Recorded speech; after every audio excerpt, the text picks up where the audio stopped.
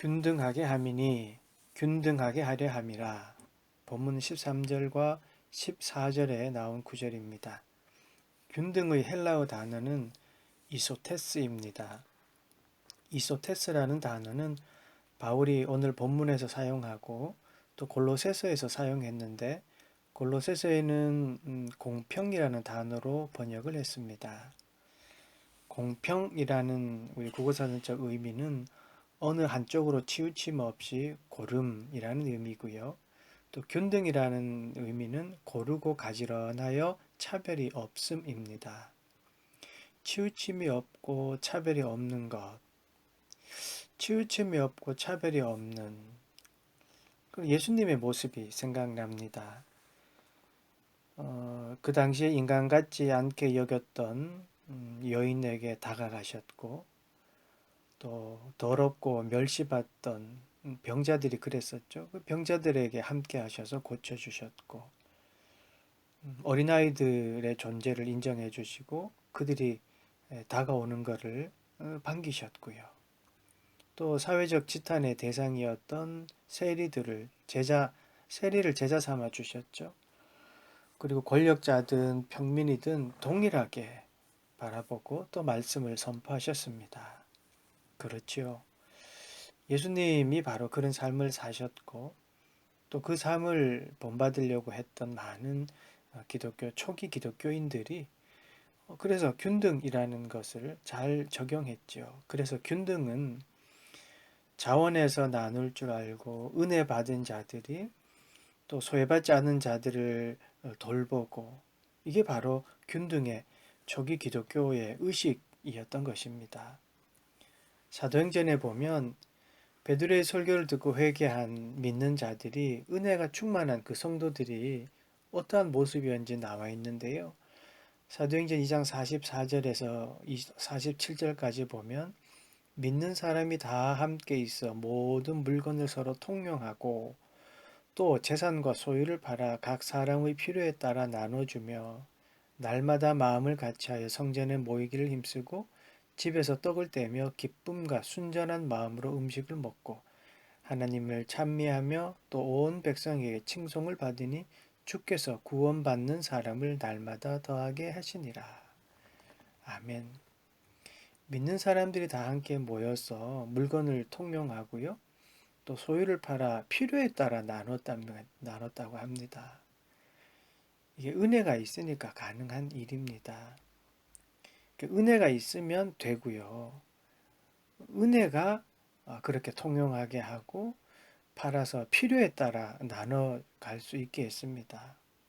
그러니까 모여서 기도하고 마음을 같이 쓰니까 은혜가 임했던 것이죠. 그러니까 기쁨이 넘치는 거예요. 그래서 은혜는요, 이렇게 이기심을 이기게 하고요. 은혜는 사랑을 보게 합니다. 또 은혜는 함께함의 소중함을 깨닫게 하기 때문에 그렇게 나눠주어도 기쁨과 또 마음이 충만하게 되는 것이지요. 은혜가 그렇게 합니다. 어느 한쪽으로도 치우침이 없는 한결같은 하나님의 사랑을 경험하면 그렇게 되는 것이지요. 온 인류를 향한 하느님의 사랑, 차별 없는 주님의 사랑을 깨달으면 다시 말해서 은혜의 마음이 충만하면 가능한 일입니다.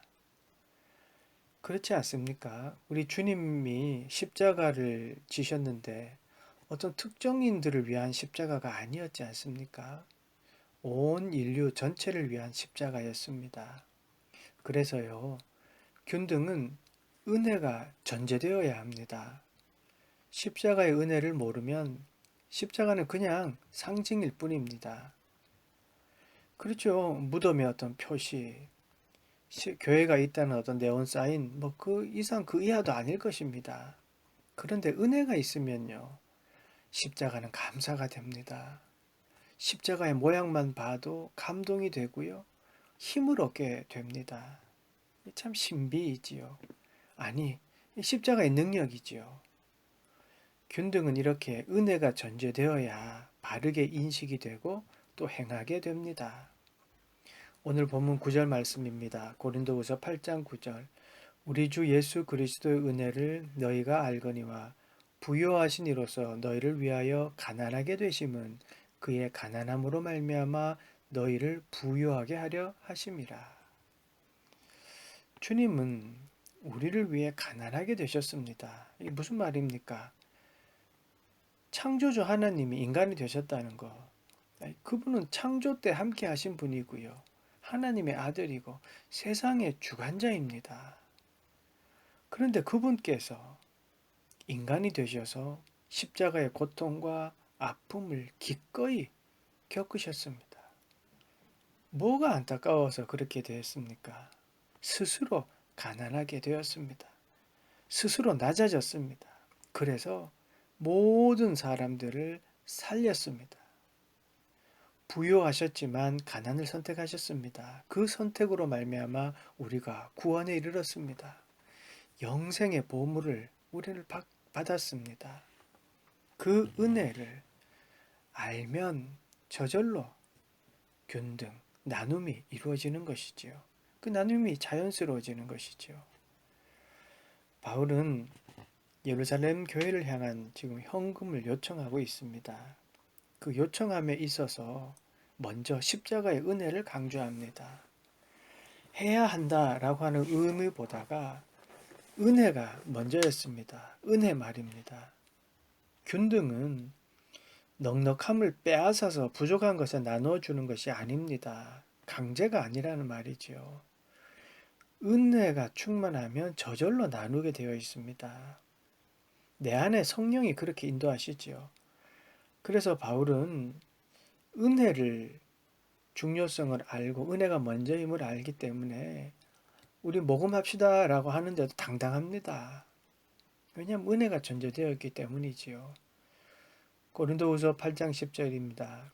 이 일에 나의 뜻을 알리노니 이 일은 너에게 유익함이라. 너희가 1년 전에 행하기를 먼저 시작했을 뿐 아니라 원하기도 하였은즉.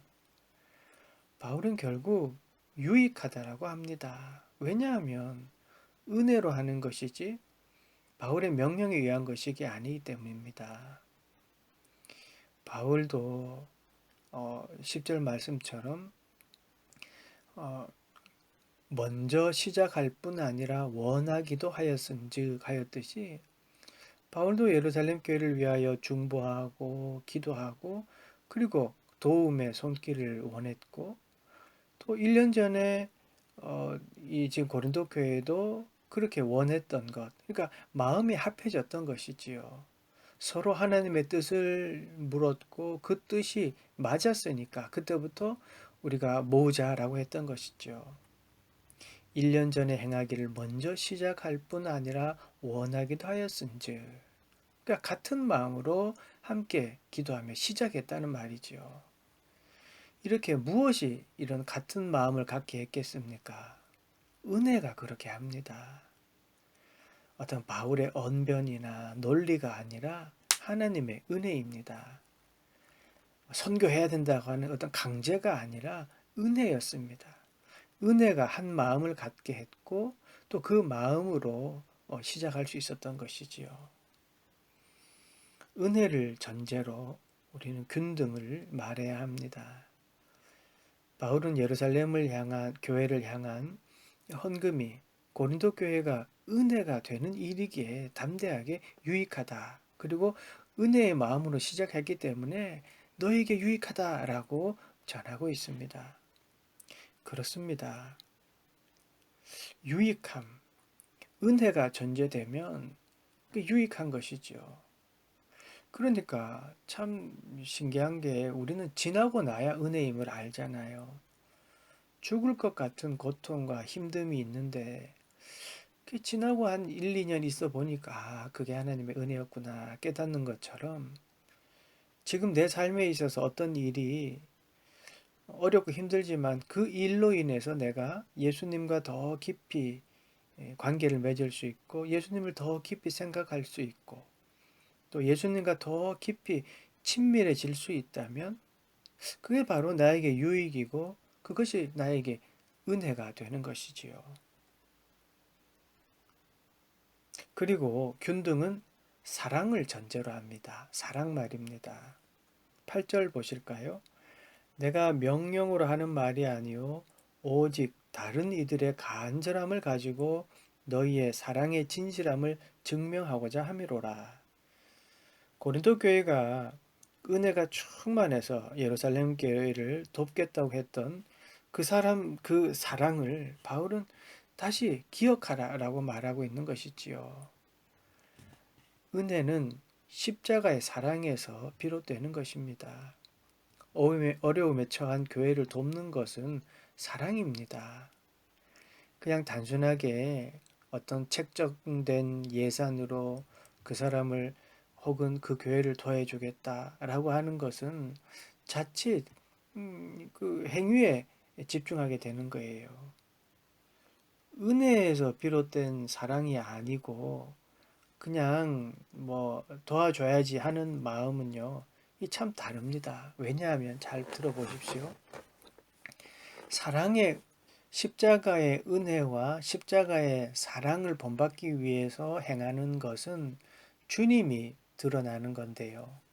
내 의가, 내 행위가 드러나게 되면, 아, 저기 내가 얼마 도와줬는데 그 돈이 어떻게 쓰이는가? 그 교회가 어떻게 성장하는가? 그 교회가 무엇을 하는가를 보려고 해요. 내 돈이 잘 쓰여졌나를 보려고 해요. 그러면 선한 의도로 그렇게 한다고 해도 내 뜻과 내 생각과 다르면 그럼 이게 좀 이상하게 마귀에게 어떤 유혹을 받게 돼서 마음이 상하거나 또 오해를 서로 빚게 되는 경우를 많이 보게 됩니다. 그래서요, 균등은 사랑으로 해야 되는 겁니다. 은혜의 마음과 십자가의 사랑, 그 마음으로 균등을 행해야 되는 겁니다. 11절, 12절 보실까요? 이제는 하던 일을 성취할지니 마음에 원한 것과 같이 완성하되 있는 대로 하라. 할 마음만 있으면 있는 대로 받으실 터이요 없는 것은 받지 아니하시리라. 있는 대로 하라. 없는 것은 받지 아니하시리라. 이렇게 사랑은요, 정확합니다. 십자가의 사랑은요, 정확했습니다. 하나님 이 땅에 오셨고요. 십자가를 지셨고요. 십자가에 돌아가셨고요. 사흘 만에 부활하셨고, 지금 우리를 지켜보고 계십니다. 그 정확한 사랑입니다. 이 사랑은 정확해요. 부모가, 예를 들어서 부모가요, 4살짜리 아이에게 100만 원 수표를 주지 않습니다. 아이를 사랑하기 때문입니다. 그리고 아이를 정확하게 알기 때문입니다. 100만 원짜리 수표를 주면 뭐 잃어버릴 수도 있고 먹을 수도 있고요. 오히려 해가 되고 바르게 쓸 줄을 모른다는 사실을 정확하게 알고 있기 때문에 주지 않습니다. 그리고 그 100만 원 때문에 위험에 처할 수도 있다는 사실을 알기 때문에 절대 주지 않습니다. 사랑은요, 이렇게 정확합니다.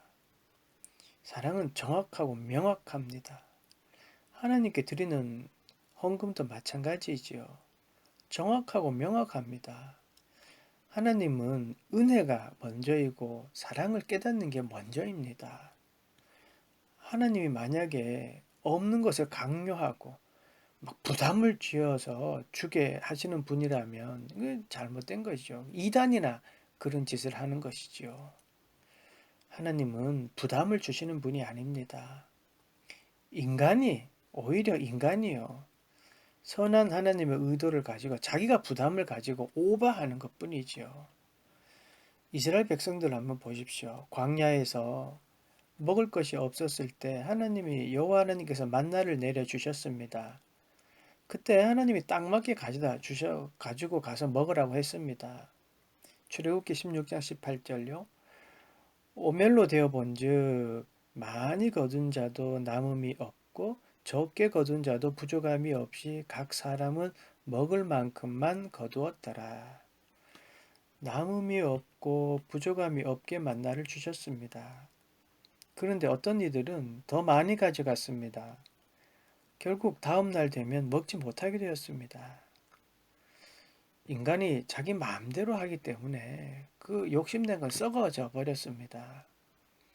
출애굽기 16장 19절 20절 모세가 그들에게 이르되 아무든지 아침까지 그것을 남겨두지 말라 하였으나 그들이 모세에게 순종하지 아니하고 더러는 아침까지 두었더니 벌레가 생기고 냄새가 난지라 모세가 그들에게 노하니라.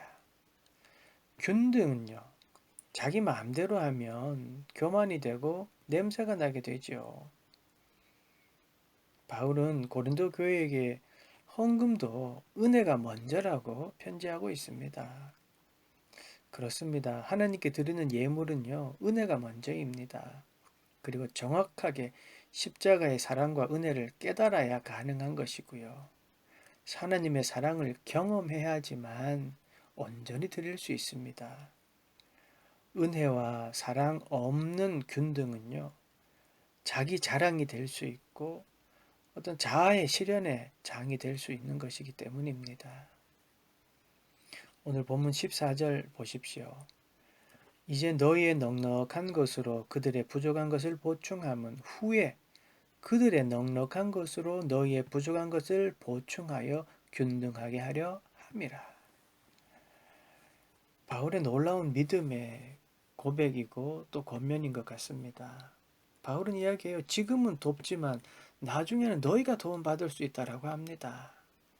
이게 바로 믿음이죠. 역사의 주관자인 하나님을 의지하는 모습입니다. 역사의 주관자, 삶의 주관자가 하나님이기 때문에 지금 넉넉하다고 자랑할 게 아니다. 혹 너희가 오히려 도움을 받을 수도 있다라고 말하는 거예요. 그러니까 하나님이 주관하시면 어떻게 될지 모른다는 겁니다. 예수님께서 이런 비유 하셨지 않습니까? 어느 날 농사하시는 분이 추수가 많아졌습니다. 곡간이 막 넘쳤어요. 그러니까 이야기하는 거예요. 생각하는 거예요. 야, 이 곡간을 더 지어서 내일 거기에 꽉 채워 넣어야 되겠다 했다는 거예요. 그런데 그날 밤에 주님께서 그 영혼을 데려가면 그렇게 흐뭇해했던 그 모든 재물들 누구께 됩니까? 그럼 아무것도 아닌 게 되는 것이죠. 삶의 주관자 하나님을 기억하면 균등을 실천하게 됩니다. 아니 균등하게 볼 수 있고 또 균등한 삶을 살아갈 수 있는 것이지요. 균등은 빼앗아 나누는 것이 아니고요. 은혜로 하는 겁니다. 또 균등은 주님이 보여주신 사랑이 있을 때에 정확하게 균등할 수 있는 것이지요. 그 사랑이 공평하게 합니다. 사랑하는 여러분, 예수 그리스도의 십자가의 은혜는 온 인류를 차별 없이 사랑하는 하나님의 은혜입니다. 그 은혜에 눈이 있을 때에야만 균등이 실행되는 것이지요. 은혜가 없는 균등은 어떤 이상적인 이론이나 어떤 현실감 없는 어떤 것에 불과하지요. 은혜가 있을 때 정말 균등한 그런 나눔이 가능합니다. 예수 그리스도의 사랑, 그 예수 그리스도의 사랑이 바로 균등을 정확하게 합니다. 균등을 가능하게 하고 지금도 그렇게 할 수 있도록 하는 것은 하나님의 사랑을 경험한 자들이 가능하게 합니다. 내게 주어진 이웃에게 십자가의 은혜를 품고 아소테스 뭐라고 했죠? 아까 균등하십시오. 균등하려고 하십시오.